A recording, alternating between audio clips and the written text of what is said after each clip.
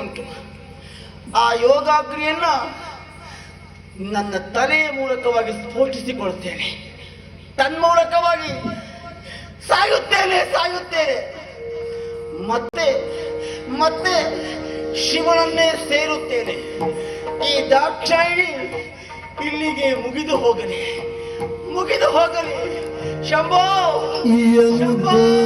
ಯೋಗಾಗ್ನಿಯಲಿ ಪಾವಕನು ನಿಜಾಂಗವ ಧರಿಸಿ ಎನ್ನುತ್ತ